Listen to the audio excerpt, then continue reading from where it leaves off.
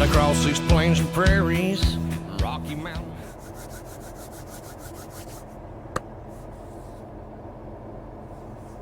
Good evening, everybody. Seems like every one of my videos starts out with me saying something.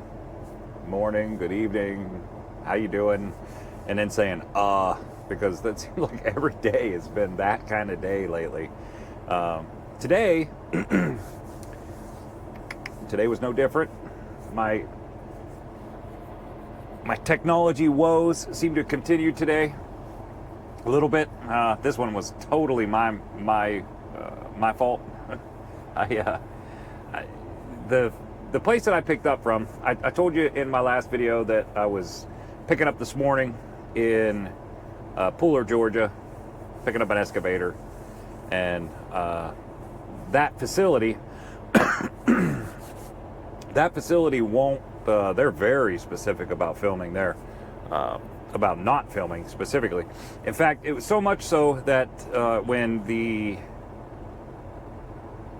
shipper came over to get the serial number for my unit so he could go get it for me, he noticed that he was standing outside my door, and he noticed the monitor for the cameras outside the truck, and he said, "Is that recording?"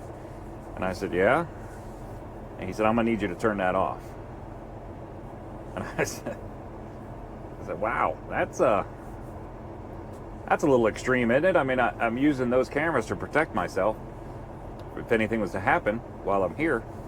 And he said, "We have cameras all over this facility. If something happens, we can capture the footage, but we're going to need you to turn that thing off." So I was somewhat surprised by that, but I complied, and I turned it off. You know, that's their rules. That's their rules. Whatever. So obviously, I wasn't able at all. We weren't even allowed to take pictures. We weren't allowed to do anything at that place. So I didn't get any pictures, and then I didn't get any video there. And then this was such a tight schedule. They took 2.5 hours to get me loaded this morning. First off, I started off by getting way too friendly with my snooze button, and I ended up shutting my alarm off completely. So luckily enough, my GPS, for whatever reason, decided to tell me that I needed to turn on a road while I was sleeping. So that actually woke me up. So I'm kind of glad that it knew, I guess, that I was supposed to be turning on that road right then, and it woke me up. So that was good. It got me up, and I was only, I don't know, maybe a half hour behind because of sleeping in. But I got over there to pick up, so I was already a half hour behind, and then they took 2.5 hours to get me loaded. So that that threw me pretty far off today. So when I got out of there, my intention was to stop at a rest area or somewhere and walk around the unit and do a real quick video. But the schedule was so tight that I just didn't. I couldn't risk it. I didn't want to. I needed to get delivered today so that I can pick up tomorrow morning, and that'll allow me to make it home. Had I not been able to deliver today, I would not have made it home tomorrow night. So that was crucial for the week to fit into the week I had designed. So I just didn't have time. The schedule was so tight, I just didn't have time to stop anywhere and do any video. So unfortunately, I didn't get any footage of the unit when it was on the trailer. I did get some from the outside cameras that I'm going to try to get in this video, and I did put my GoPro to good use, and was fortunate enough that one of the guys there had a drone. I put it up in the air and got some drone footage while I was delivering. So I do have a little bit of video of this load, but I was going to talk about it real quick. It was a JCB 220 XL excavator. 10 foot 1 inches wide is what the paperwork said. 30-some foot long, 54,000 pounds. Pretty sure it was 54,000 pounds. Pretty straightforward, basic load. You know, it's an excavator. Securement on it, I just did the standard securement. I did get my clevises out and put them in. Their holes are pretty small. They don't.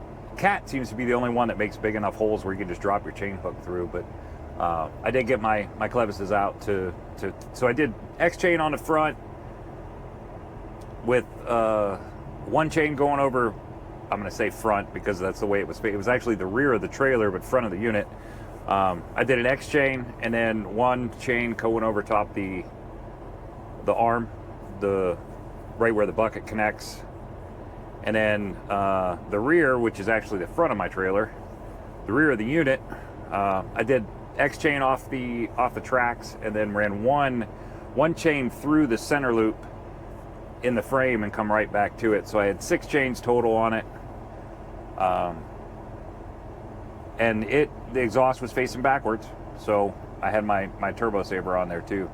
But pretty good load. Moved along pretty good clip today. I got lucky. I got really lucky. And you're going to run into this. This is probably important to the channel, important to the purpose of the channel.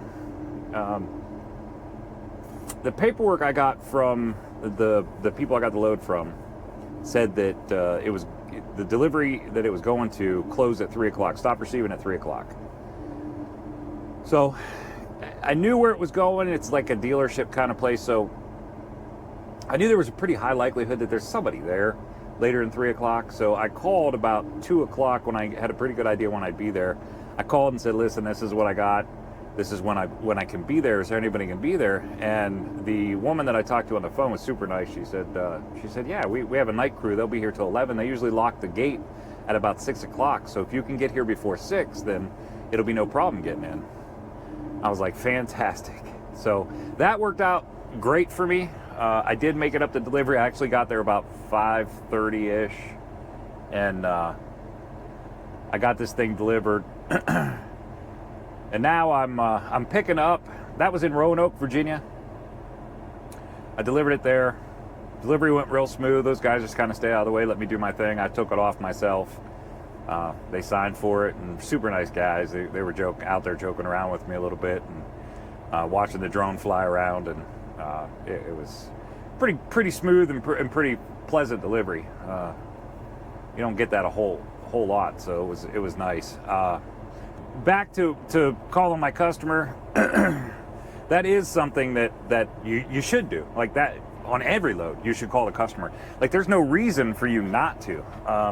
Relying on your dispatch, or relying on a broker, or relying on an agent to make these connections for you and schedule these appointments, that's a bad idea. I mean, you may have a great dispatcher and you may not have that issue, but there are very few of those out there in the world where they just don't know. And it's not necessarily that they don't want to. They just don't know what we're running up against, what we get into, what slows us down, what speeds us up. They just don't know. So what I have found with customers is they seem to respond better to the driver. For whatever reason, my dispatch will call once in a while and try to get something, and they'll tell her no, and then I'll call and I'll say, listen, I'm coming in with this.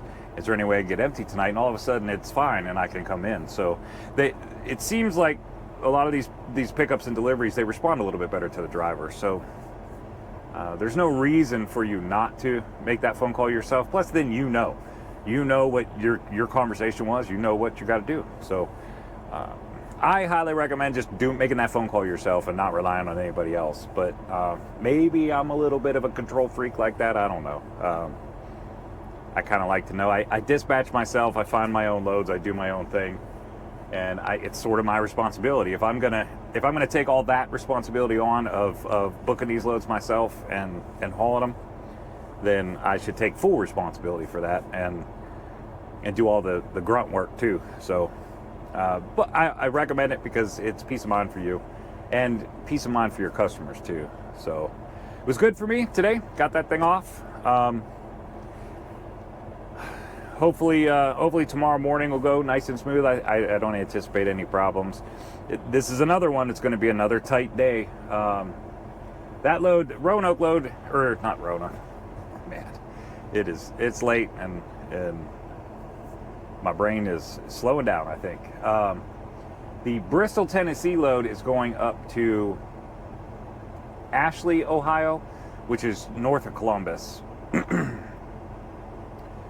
Which is perfect for me. I'm going home for the weekend. I live in Northeast Ohio, so I'm gonna pick that thing up in the morning, and I'm just gonna deliver it on the way by. I guess it's going to a farm, and when I talked to the customer, they said it'd be no problem at all for me to deliver whenever I get there. So they midnight, 4 o'clock in the afternoon, 6 o'clock in the afternoon, 8 o'clock in midnight, whatever. They said just take it in. So that's good. I'll be able to run right by it. They'll kick it off on the way by. I already got something booked for Monday morning pickup. So seems like this year, 2023 is not doing too bad for me. Loads are coming in and kind of working the schedule. So we'll see what happens tomorrow. I did have something I wanted to mention real quick, and I wanted to say thank you to one of the subscribers. One of you guys messaged me or commented on one of my videos. You know what? I don't remember his last name. Steve. Sorry, Steve. Steve Phillipson. Steve Phillipson messaged me. And I really appreciate this, Steve. I really do. He brought up a great point, and something I hadn't even realized that I wasn't talking about. That is critical to what we do and how we run this freight and getting it moved around. So I appreciate it, Steve. Thanks for the comment, and thanks for waking me up a little bit and saying, "Hey, man, why don't you talk about this?"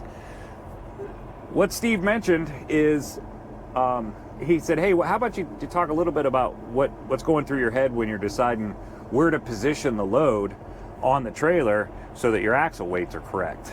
I can't believe I just can't believe that this hasn't come up in any of my videos. It's such a critical part of doing this, and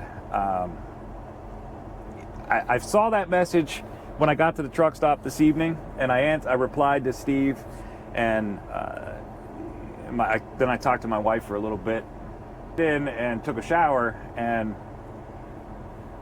I was kind of thinking about how to breach that subject, how to talk about that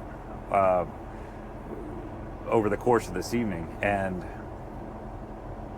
I don't think there's any way for me to explain. There's no mathematical equation that I can put out there and say, hey, this is how you do it. There's a lot of factors that go into positioning a load and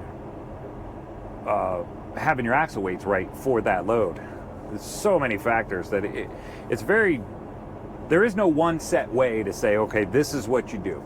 If you were hauling steel coils around and you get a 48,000 pound coil, I can tell you exactly where to put that thing and you have your axle weights right, because the variables are all the same. With this type of freight, the variables are so different that it would be very difficult for me to, in one video, just say, okay, this is what you need to do, this is how you do it. So Steve's recommendation, and man, I appreciate that. What I'm going to do is I'll talk about real quick here. I'll talk about some of the variables that come into play when you're trying to figure out where to position a load. But then I'll do my best to remember while I'm videoing to explain to you what I'm thinking when I'm putting the loads on and why I ended up putting them where I did. And that, I think, is a better way to handle this. Unfortunately, for Steve, I don't know if Steve was looking for an answer right away, or if this is something that's going to work for him. But hopefully it'll work for the rest of you who are wondering the same thing. Some of the variables that go along in this is what kind of equipment you have, which equipment's capable of. I talked about that in one of the videos, like what you need to haul specialized. I talked about that, knowing what your equipment's capable of. Whether you got a tri-axle, tandem axle, quad axle, whatever, These are all factors. How much weight your trailer can take is a factor. How much weight your trailer can take in a certain area is a factor. Where your fifth wheel is positioned, that's a factor. The states that you're running in, what they'll allow you to have per axle, weight-wise, is a factor. So there's so many variables that go into this that I think probably the best way to handle it is just when I'm, like tomorrow morning when I'm putting that load on, I'm going to do my best to remember to talk about why I'm putting it where I'm putting it.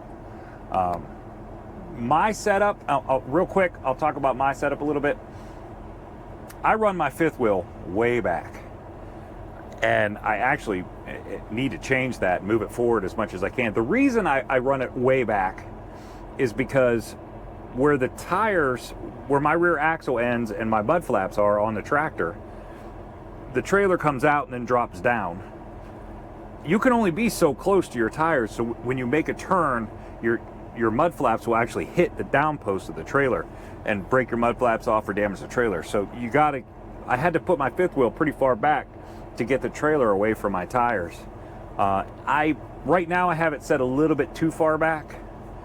And because of that, what happens there is you put weight on the trailer, and even though your weight may be way back here on the trailer, it's putting a lot more pressure on the front of the trailer. So I end up with my drive tires being a lot heavier most of the time. Very little weight on my steer tires. In fact, my steers run about 10,500 pounds, no matter how much weight I have on the trailer. The front of the truck is almost picked up a little bit, which is, I need to move that fifth wheel because winter is here and we run into these icy, snowy roads, and having those steer tires so light I'll definitely notice a difference and could cause problems for me. So I need to move that fifth wheel a couple notches forward, wherever it'll allow me to do and still be able to turn. But that's how I set up mine with the tri-axle trailer. Knowing that my drive tires are going to be heavy, I shove everything all the way to the back, like as far to the back as I can possibly get it. Get as much weight on the tri-axle back there as I can. Most states will give you 60,000 pounds, 20,000 per axle on a tri-axle. So you could shove a ton of weight back there and still be able to permit it. So that's my particular setup. And every setup, every truck, every trailer, every setup's a little bit different. So know your setup, figure out what your truck likes. What helps is if you have air gauges in your truck and on your trailer. I have air gauges. Takes a few times to figure out what pressures are correct or not correct, but what the pressures are on your gauge. Basically, what you got to do is put a load on, see what your gauge is, take it to a scale, get weights on it, and then I keep a list.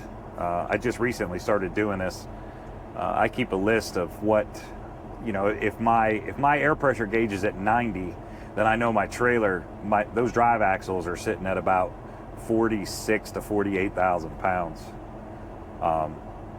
My trailer's the same way. There's an air gauge back there, and I made a little list of what that means. So that is that's something that is a huge help. Like, I can position something on the trailer, hook the trailer back up without chaining the load, put air to the system, look at my gauges, and then I can move the unit around a little bit and figure out, get it positioned to where the weight is distributed correctly, or at least how I permitted it. But it's not foolproof. It's a very good guess, is what those gauges do for you. Very, very educated guess, but a very good guess, and it's really a guess. So I appreciate it, Steve. I really do. That was great. That was a great comment and a great question, and absolutely something I should have been talking about, and I'm glad you brought it up. So I'm going to start talking about it with the loads I have starting tomorrow morning, and I'll give you an indication of what's going through my head when I'm deciding where to put something. So that's all I got tonight. I'm going to get to editing a little bit real quick here. Hopefully I'll get this video posted tonight. It's getting kind of late. I don't know. I kind of need to go to bed, but I'm gonna do a little bit of editing, try to get this video posted up tonight.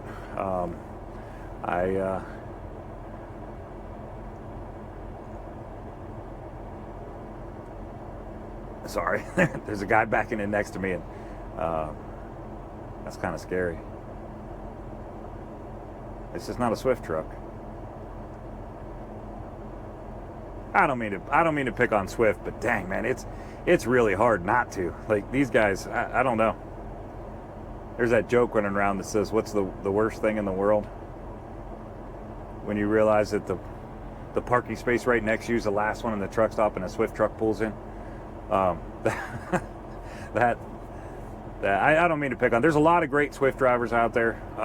Unfortunately, they get a bad rap. There's entire websites dedicated to the stuff that they tore up. So I use them as an example just because of that. So all right, well, I'm gonna get to editing and catch the video tomorrow morning, and again I'll talk about why I'm positioning, where I'm positioning. Tomorrow, I'm guessing that thing's gonna be all the way to the back. It's the block I use, but I'll probably put it as far back as I can to allow that bucket to still come down without hitting the back deck. And that should put my axle weights right where they need to be. So I'll talk about that tomorrow morning once I get it on there, and I'll show you my gauge. I'll do that. I'll show the gauge to you tomorrow morning and where it's at.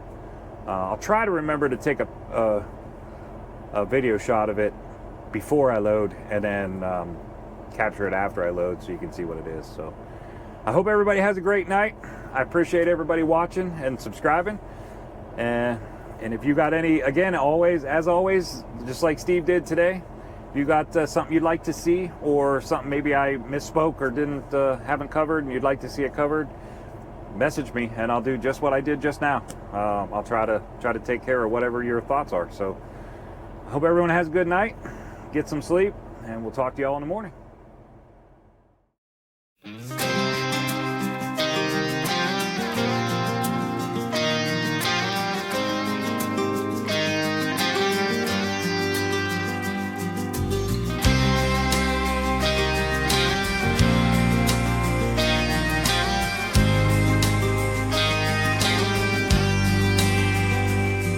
This highway's more than blacktop.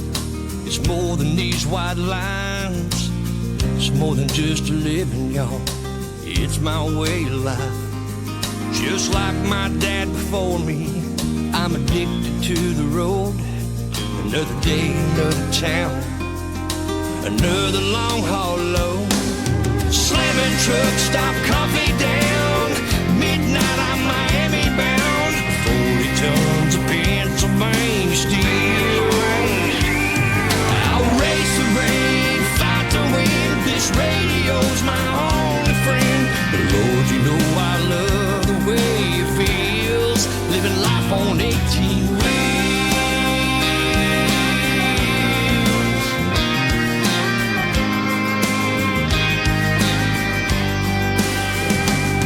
I love the new horizons, the change of scenery.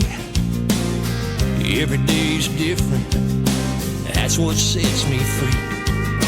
Jamming gears, counting miles, crawling up these hills. I don't get tired of this grind, hell I guess I never will. Slamming truck stop,